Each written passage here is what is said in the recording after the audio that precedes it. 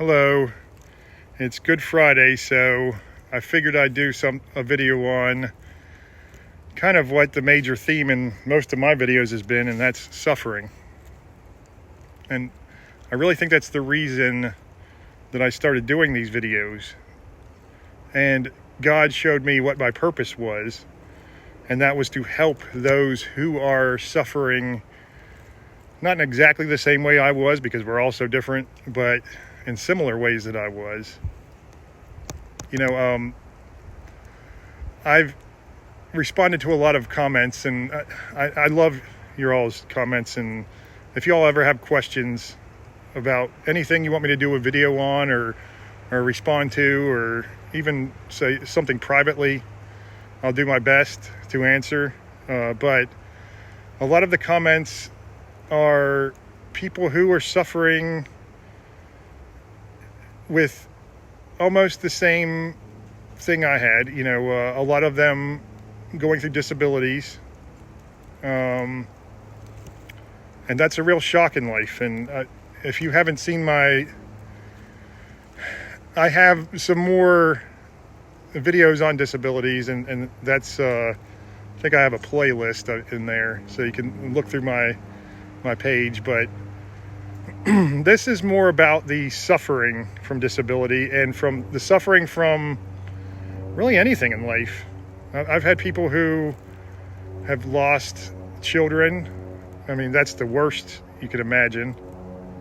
I've had people who are suicidal or just angry at the world because they're going through all this suffering, and all religious people have to say to them is, don't worry, Jesus will heal you. I did hear that a lot too. Said, I'll pray for you, or Jesus will heal me. And I was like, well, okay, go. Let's get on with it then. Come on, I've believed in Jesus since I was a young child. Why isn't he healing me then? There is so much more to it than just believing in Jesus. It is connecting to God that you have to get to. You have to connect to God. You have to. It really isn't. It really is healing, and He really will heal you. But the thing is, it's not physical healing, at least at first. It is spiritual healing, and that's something that we don't focus enough on. We focus on the physical and we focus on the mental. We never focus on the spiritual for some reason, and people don't put much stock in that. And I noticed a lot of the people who had either given up on religion or given up on spirituality, or just hardcore atheists and just so mad that anyone else would believe in God for some reason. They just want somebody to just help them, to just reach out and help them. They're scared children.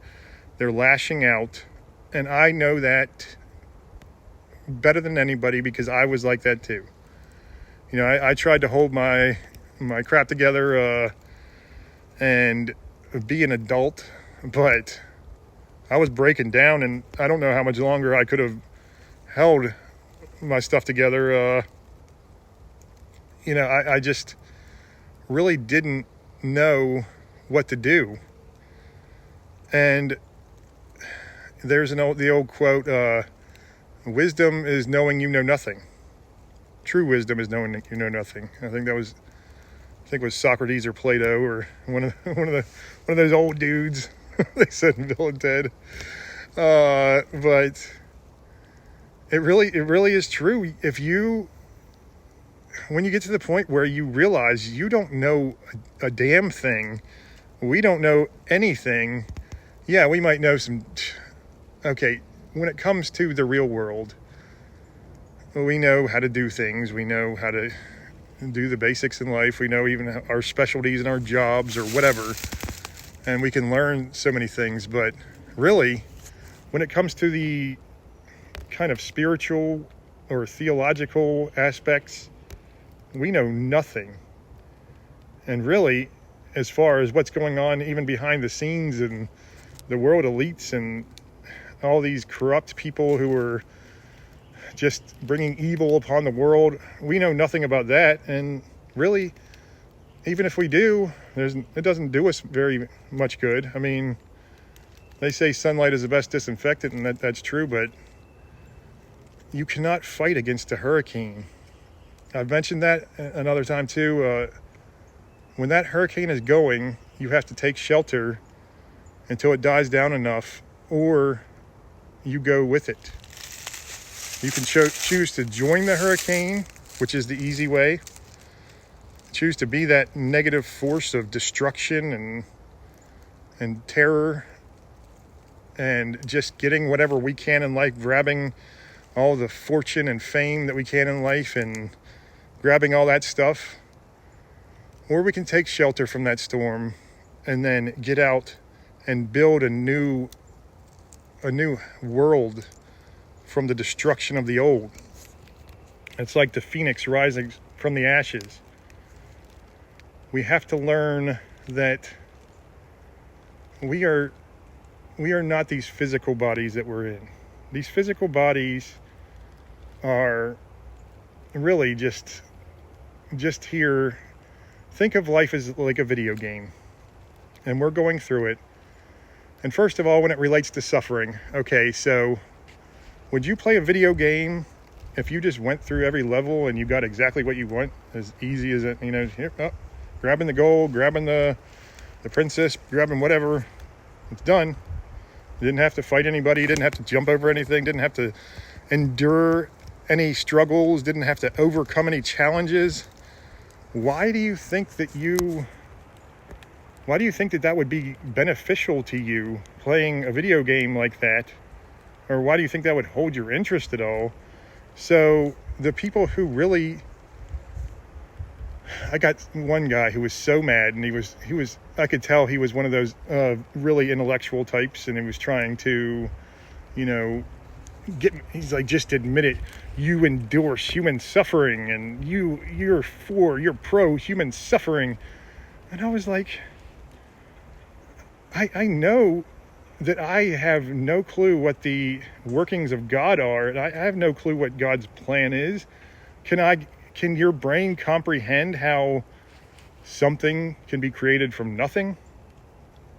No. Nobody's brain can really comprehend it.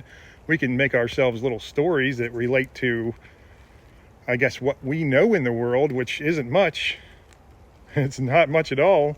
We don't know much about our brains. We don't know much about our consciousness. We don't know much about the universe in general. We're learning a lot more at a really fast pace, but it's not even scratching the surface. It really isn't. You have to connect to the spiritual being inside of you. That is your connection to God.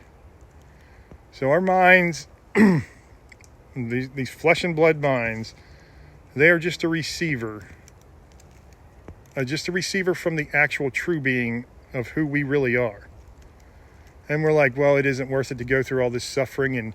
And some people say, well, I didn't choose this suffering. Well, how do you know that? Do you know what happened? Do you know what your spiritual being was doing before you were born? Can you remember that? Because I can't. Some people who had near-death experiences, actually, they said that they were so enlightened because they were finally rid of the limitations of the mind or of the brain and the physical body, and then they understood finally everything, and they found that they had chosen this life, and they had a choice of going through a life with less suffering, but they chose a life with more suffering because that is more fulfillment. And since it's Good Friday, and I know I go off on a tangent, I probably forgot to make a point back there, but I wanted really to talk about how in the Bible, in the New Testament, Jesus, why do you think that he mainly hung around with the poor, the weak, the disabled? Why not go for the rich and the powerful to easily spread your message for you. And,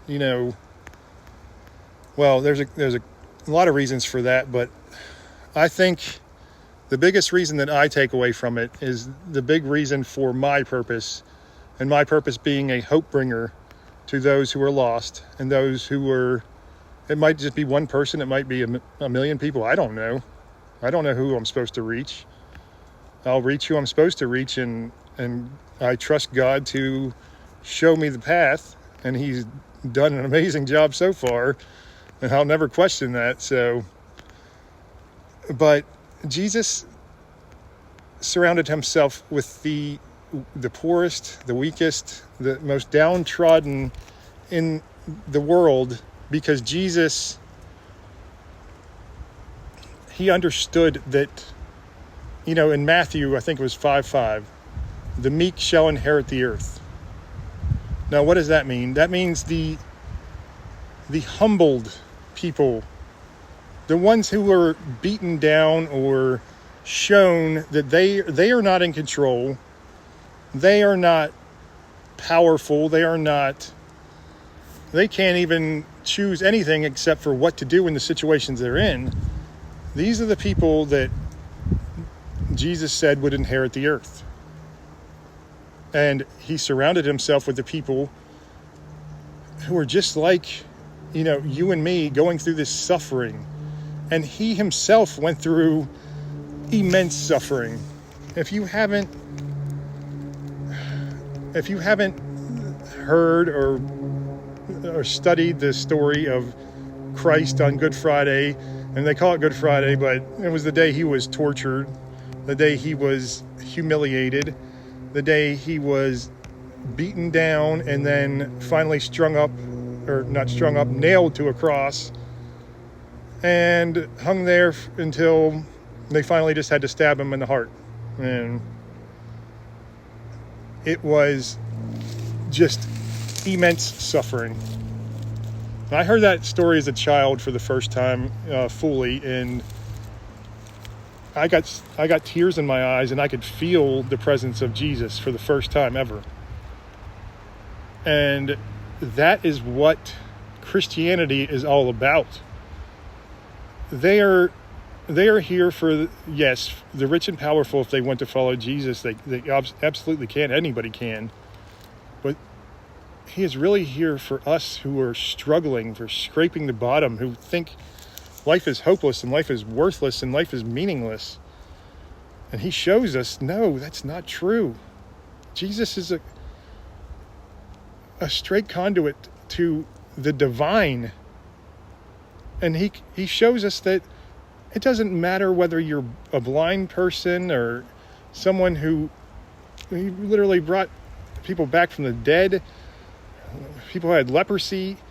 He healed them all, but the biggest thing we can take from it is not expect, we're going to go into church and we're going to find faith in God, and then we're going to not have this pain in our shoulder or our leg or our back anymore. No. You will be able to deal with that pain in your shoulder, your leg, and your back from now on, because you're getting spiritual healing.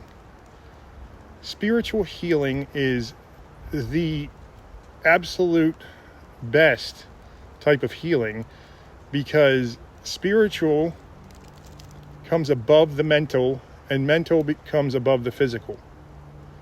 Now, they all interconnect, and they all are, you getting exercise as much as you can will help your mental health and will help you even connect spiritually. But you can be laying in a hospital bed for the rest of your life, and you can work on your spiritual health, and you can find that spiritual healing, and know that every single minute you lay there suffering has meaning in it. That's what I really do think one of the biggest messages and one of the biggest breakthrough revolutionary aspects of Christianity is that suffering has meaning. And that suffering brings us closer to Christ and closer to God. Because we are, as I said, we are not these physical beings. And these physical beings are are here to experience as much as we can, both good and bad. But as I said with the video game reference, what good do you get from good experiences? What meaningfulness do you get from just having good experiences? Almost always, positive change in both our lives and society come from suffering. They really do. If you think about it, what good in the world or in your life came from just a good old time, going to an amusement park, having a great time, seeing friends and family, and just nothing bad. There's good that comes from that, and there absolutely is. But those are the times, for me, those are the times you refresh and you renew your soul and you just let the good times soak in, and even the dull times. I love the dull times now because that is a time when I sit and I reflect and I let it sink into my very being, because I know that storms are coming. They are always coming. And you're always got to figure out new ways to ride out that storm or brave that storm and not get forced to just join the storm and be part of that darkness. Because I've gotten sucked into those storms too many times. I just, too many years of just being beaten down and my idiot self was too dumb to figure out a way out of it. But suffering is what it is all about. It really is. If you have suffered so much in your life, then really congratulations, because you are that much closer.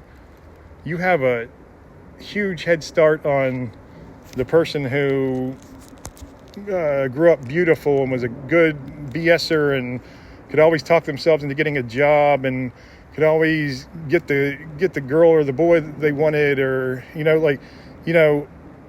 anything like that. You have a huge advantage on them spiritually, and spiritually is all that really matters.